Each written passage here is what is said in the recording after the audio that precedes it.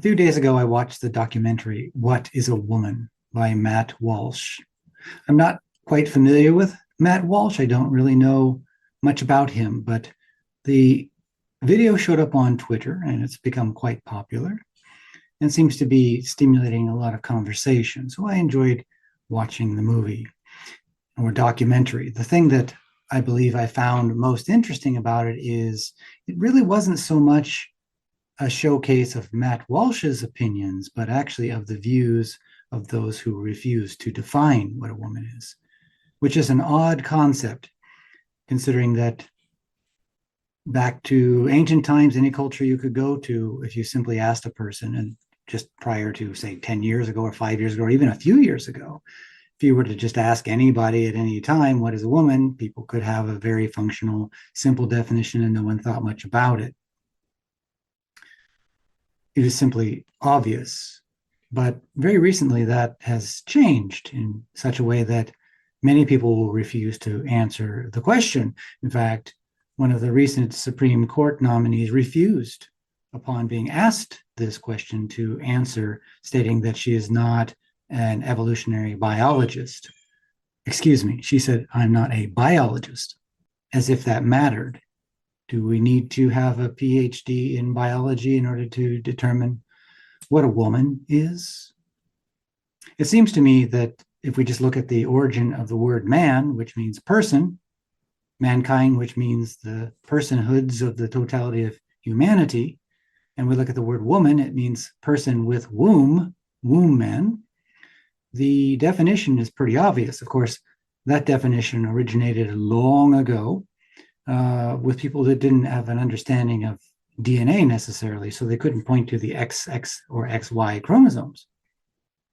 The obvious definition of a woman is XX chromosomes, the fact that they have wombs and have the potential to give birth, produce eggs. And one might argue that some women don't produce eggs, and that's true. They still have an XX chromosomal matter and chromosomal DNA. And they, long after they die, say 100 years from now, 1,000 years from now, if an anthropologist were to look at their bones, they could with certainty say, this is a woman and that's a man, just by looking at their bones. And so it's quite easy to define a woman's body from a male's body.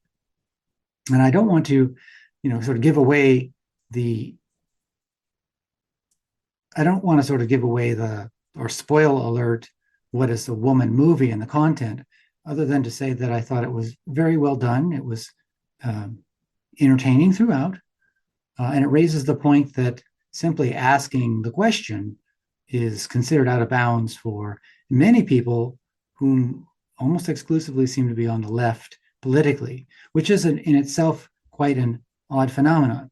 Now, I suspect there's a reason that it's a left-leaning phenomenon, primarily because the personality trait most associated or distinctly associated with the left is an openness to experience, which means the opposite of a traditional mindset, kind of seeking to go beyond the barriers, seeking to break down barriers, seeking new and unusual creativity and that sort of thing, which of course has its benefits.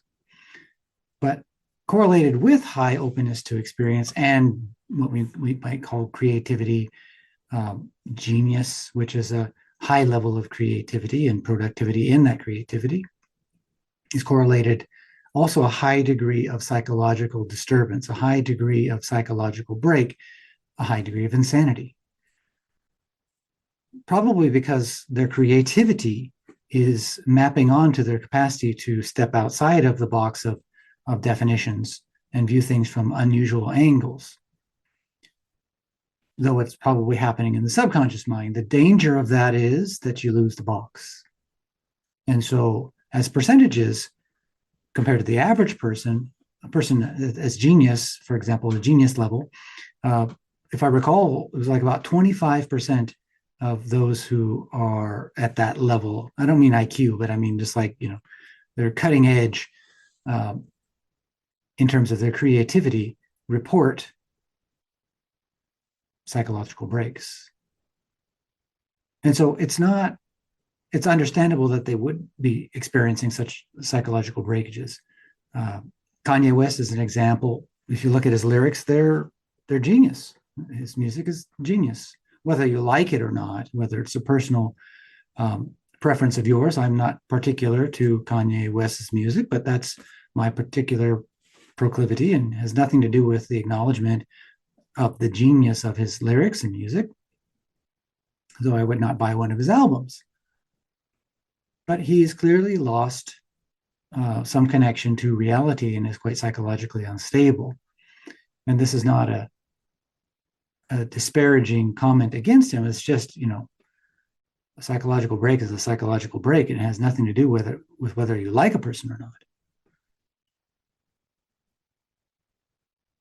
But it seems that this topic, that this thing that's happening, seems to be primarily on the left, where we're unable to speak honestly about a topic or even ask a question about a topic without being called a bigot or without being threatened or quote unquote canceled, which is, of course, a threat to reputation, a threat to job, indicates that we're not allowed to ask those questions, and indicates as well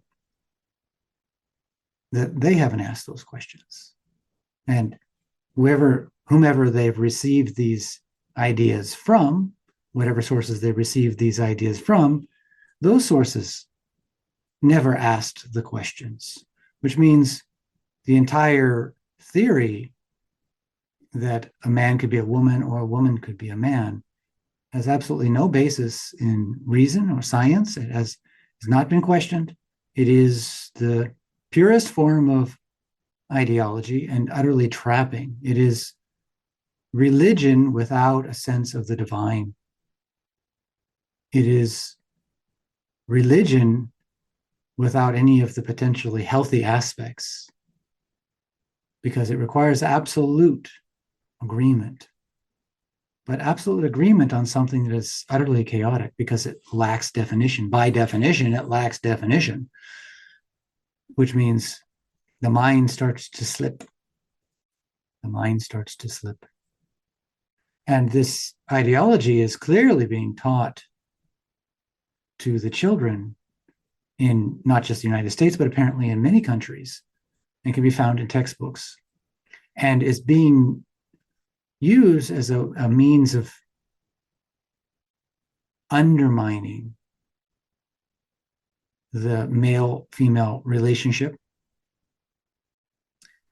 and the mind's capacity to hold healthy barriers. I'm discussing this video, Matt Walsh's video today, as I just had a conversation earlier with some of my students, meditation students, and one of them, when I brought up the topic, asked, "Why do you care?" But the indication was not like a sincere, "Why do you care?" curiously, like, was there a real reason to care? But more like they were suspicious that I had some kind of ideology that I was pushing. And it struck me as odd because this transgender ideology, first, it's fair to say that not all transgender people are the same, and not all of them are activists, and not all of them have these beliefs that are clearly anti-social,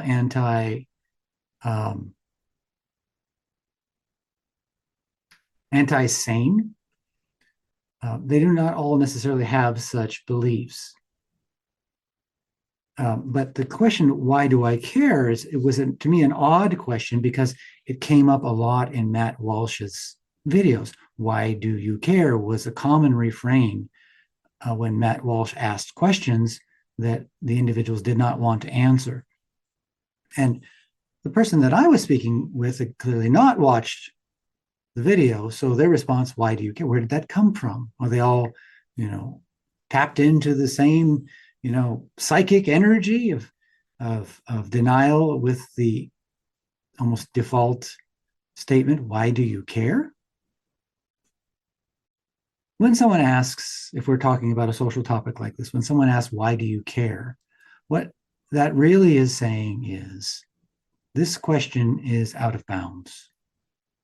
This question cannot be asked. This is a sacred area that's untouchable, which is also saying this is an area that has never been questioned.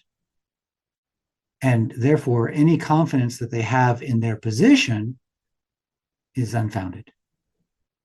That's what it means. And now, my answer to why do I care was, well, something along the lines of, I'm not a father. But let's imagine that you are my daughter and I love you dearly. And, maybe you're 8 years old and you go into a female's bathroom. And then after you go in, a transgender woman, which is not a woman, but a transgender who identifies as a woman, maybe they got a beard, maybe they're, big hulking guy of the beard, and they've done really nothing they do not appear to be women whatsoever, tries to go into the female's bathroom. Now, I've never been a father, but in that moment when I imagined that, it was as if I had become a father and I could feel the father's perspective. It's a threat to my daughter's health potentially.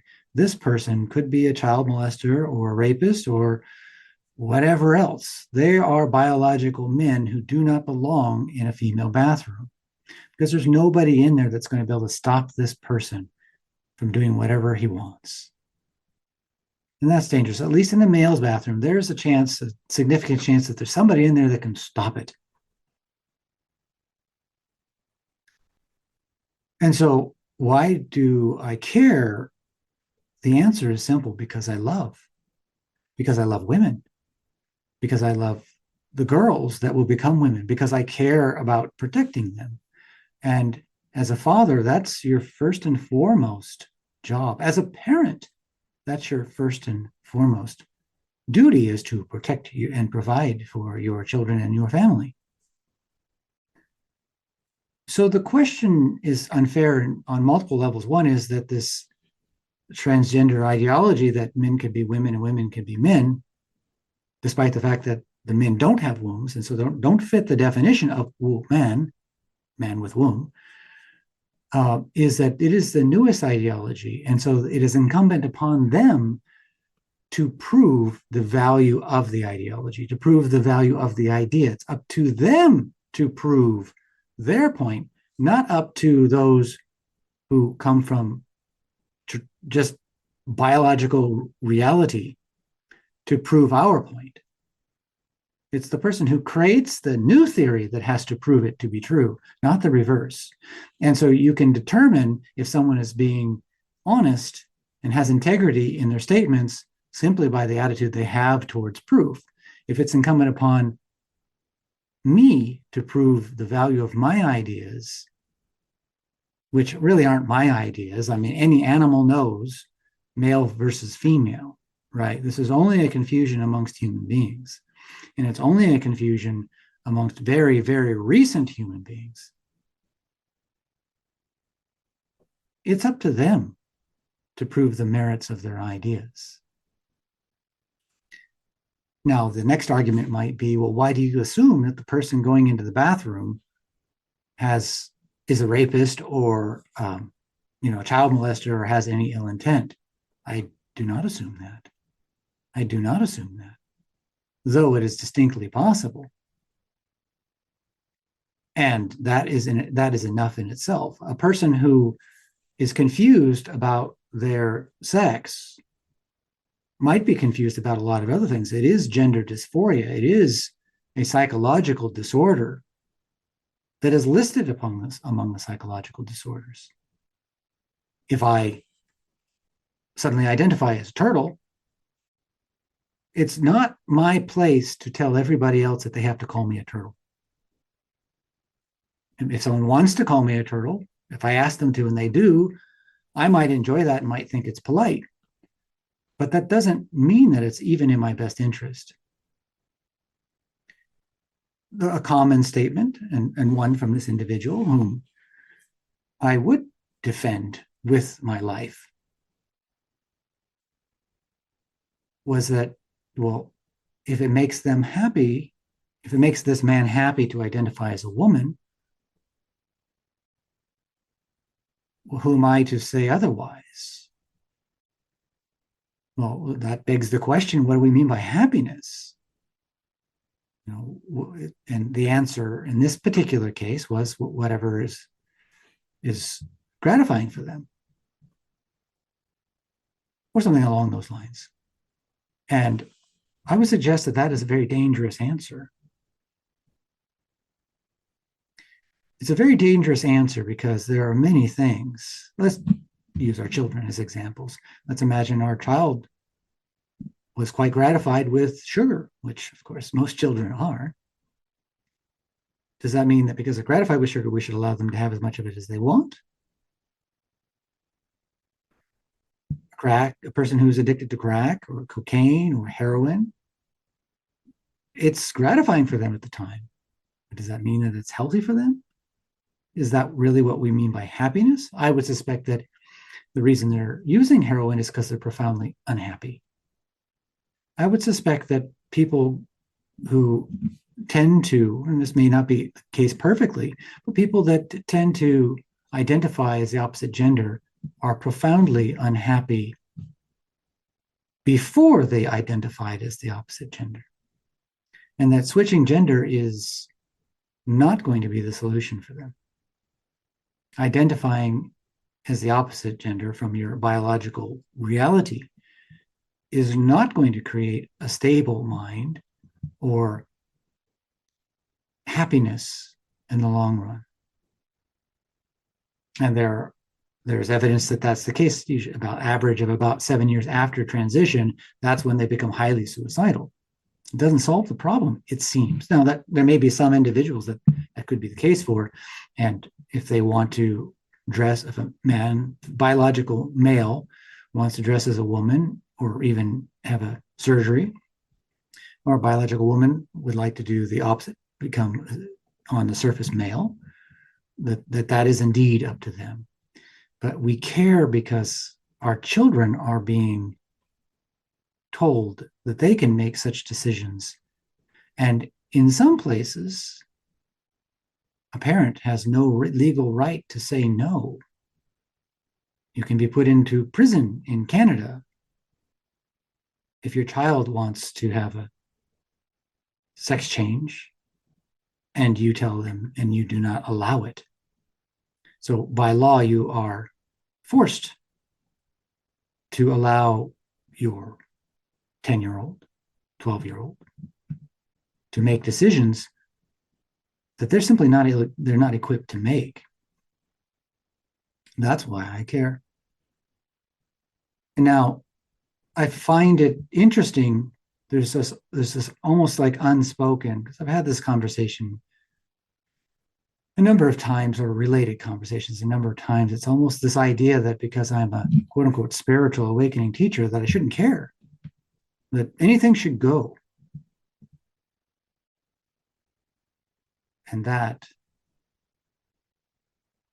is cruel, that idea, that I shouldn't be human anymore, that I shouldn't care about anybody anymore because I'm quote unquote awakened.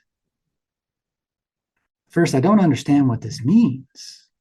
What do they mean by awakening? To me, awakening is awakening to love, not just this universal love, but awakening to all of the layers of love, which includes the personal love. My love for this individual, I felt it in my body, and I stressed in my body that if a transgender man were to, someone that was obviously a physical male, if I couldn't tell, I wouldn't have this reaction. But if I had a daughter, went into a bathroom, I'm her father. I have a strong personal love, a strong bond with this individual, and I saw a man going into that bathroom, I'm probably going to get into his face and say, hey, you need to go into the other bathroom. My daughter's in there.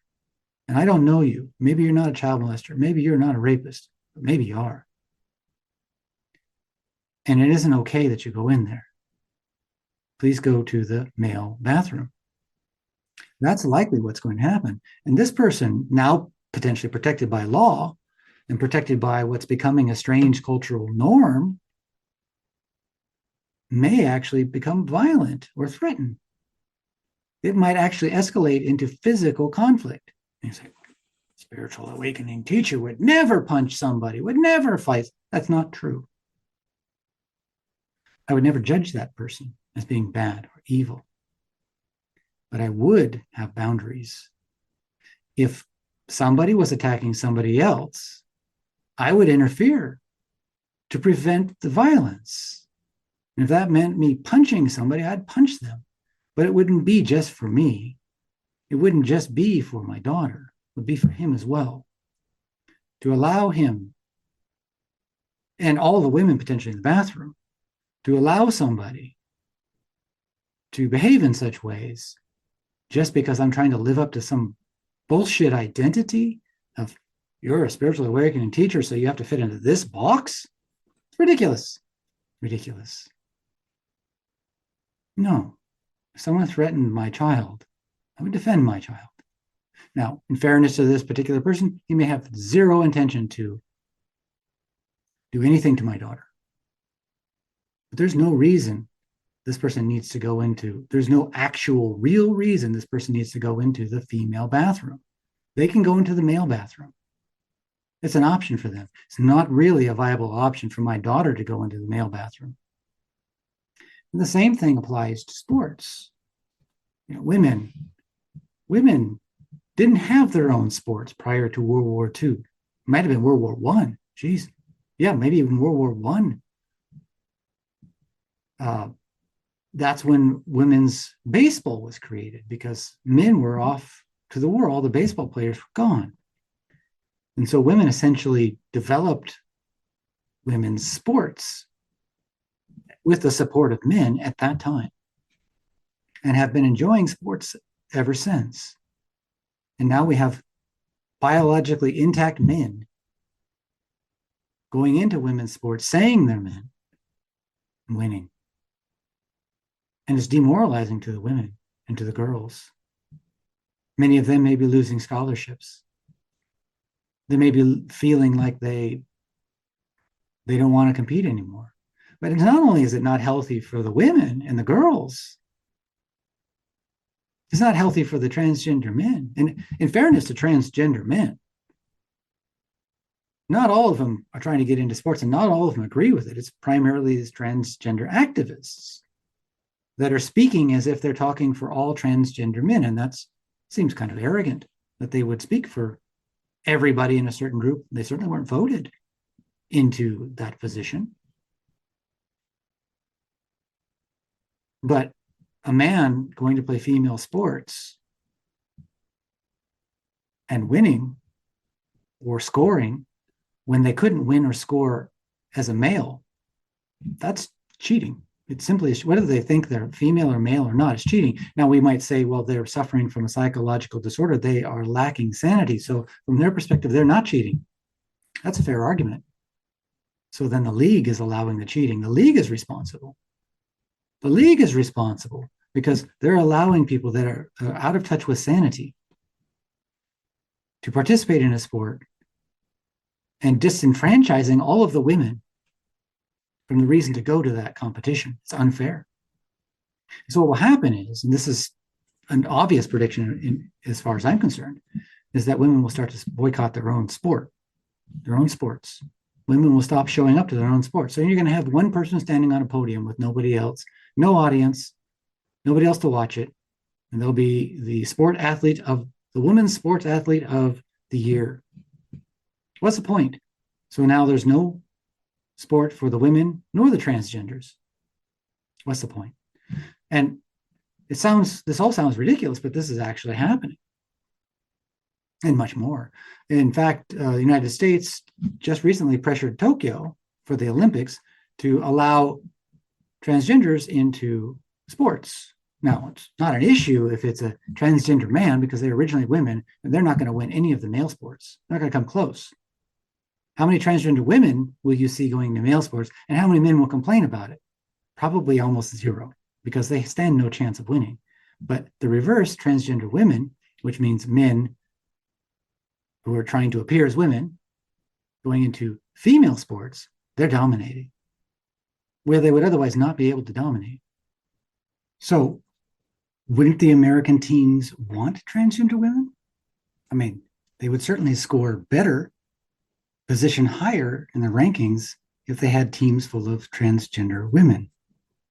Now, suddenly in the Olympics, there are fewer and fewer women, and soon no women. And so now we have a male Olympics and a male Olympics. That's what is going to happen if this continues. Who loses? The girls, the women, and the transgenders. And so women and men, in fairness, fought for women's rights long and hard. This isn't just women, women and men. Men started the women's right to vote movement. Not all men. Many men fought against it, but the key point is this isn't just women. Everybody loses when transgender men go into female sports. Everyone loses when transgender women go into female sports, and transgender women go into women's bathrooms, and transgender women go into female prisons, and transgender women go into female clubs, and everybody loses. We have more child molestations, girl molestations, more rape, more insecurity, more a loss of potential after school activities like sports, for example. Women feeling more and more unsafe in places that they used prior for safety, for example, the female's bathroom. Women would go to the female's bathroom in groups so they could chat. Well, now they don't feel comfortable there anymore. And that's only going to get worse. And many people would argue with me and say, well, it's not like that. That's not how it is. You just watch and see. That is exactly how it will be. Because people cheat. Highly competitive people will look for any advantage. There's a famous MMA martial artist named Chael Sonnen, and he fought Anderson Silva, who was maybe most famous MMA champion for a long time. He almost won that match, by the way. But anyway, very famous person. He has his own podcast. And after he retired, he was asked, did you ever use steroids? Did you ever cheat? And he says, well, yeah, I can point out everybody who's using steroids, and I cheated at every chance I got. I mean, if you're not cheating, you're not trying. And is that not the mentality of people at the top level of sport? If they could get away with it, they would. I'm not saying that's how it ought to be. I'm saying that that's simply how it is in most cases, in many cases. People will use every advantage they can get if it's not seen or not called out. And it's unfair to just say, upon being asked questions, why would you automatically assume that they're cheating? Why would you automatically assume that they're rapists? Why would you automatically? Well, I'm not sure we are assuming that any of those things, but the potentiality is quite high, and that's enough. And the long-term result is a loss for everyone, and that's enough. And at least in my case, I'm speaking out because I actually do care. And the only argument that people have against that statement is the assumption that I don't care, that I'm against transgenders. No. There's no point in being against transgender. If a person wants to dress as the opposite sex, that's completely up to them. But when they try to force other people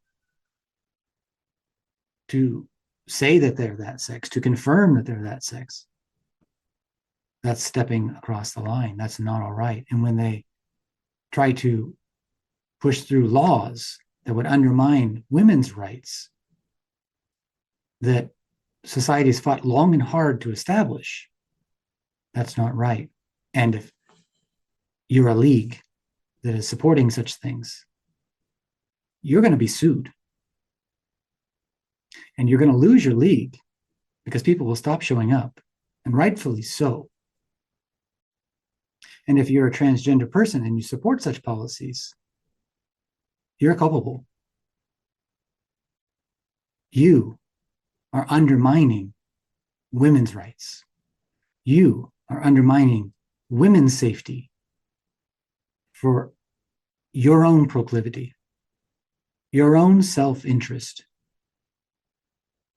for your sex operation change, and trying to get other children to do the same, and remove the rights of parents to say no. A child doesn't know what gender they are or what sex. There's this idea of gender and sex.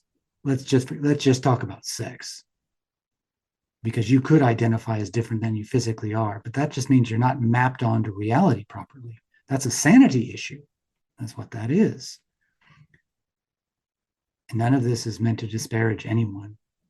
However, if you're a transgender or you're cis or whatever, you're a straight person, and you're supporting transgender women in women's sports, or transgender women going into female bathrooms, or transgender women going into female prisons, or transgender women getting any of these areas that are essential for women's to have their place, you've become the enemy of women.